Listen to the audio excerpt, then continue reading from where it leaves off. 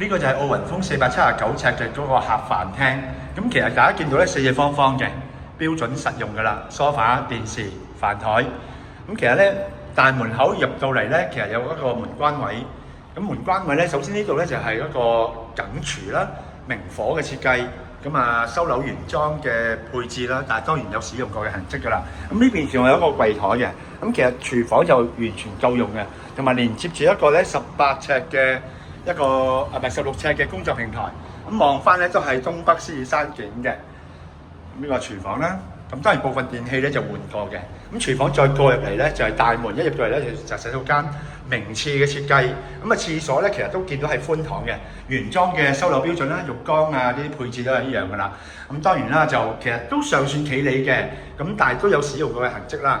名廁嘅設計，咁一入到嚟咧就頭先睇過嘅大廳啦，光猛㗎，因為我哋都冇開到燈，咁光線係充足嘅。咁首先第一間咧就係個客房，客房除咗呢一個位置有少少雜角位之外咧，其他地方咧都方正嘅。咁客房咧就望翻獅子山嘅，向北嗰邊為主。咁啊擺完床之後咧，門後邊咧其實絕對咧係有空間咧可以擺一個衣櫃位嘅。擺一個衣櫃位，床啊衣櫃咁啊書台都可以做到嘅效果。一間客房。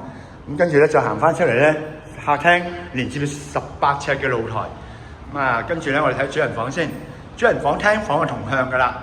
咁呢個咧個景觀咧相當亦都開揚，因為同對面嗰個啟德嘅樓宇咧其實都有一段距離。咁下邊咧其實都唔會有物業即係住宅去興建㗎啦。咁望翻呢一邊咧就係公眾體育館啦。咁其實嗰邊有體育園。咁呢個咧就係嗰個主人房。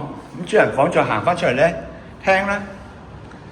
跟住就再行翻呢一邊咧，就係嗰個露台嗰個景觀啦，望獅子山為主，咁啊都開揚嘅，大家見到。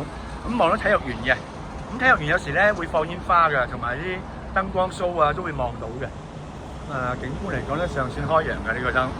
咁啊港鐵咧會起一條橋咧，就接駁翻去宋皇臺站嘅。咁嚟緊咧今年咧應該係部分開放㗎啦。咁啊多謝晒大家睇呢段影片。如果對長龍灣同埋對於奧雲峰、土瓜灣、長龍灣或者啟德嘅樓盤有興趣，可以聯絡翻我哋志高物業至 Top 代理，紮根區內咧有20載嘅經驗啊，專業誠懇幫到手，多謝晒大家。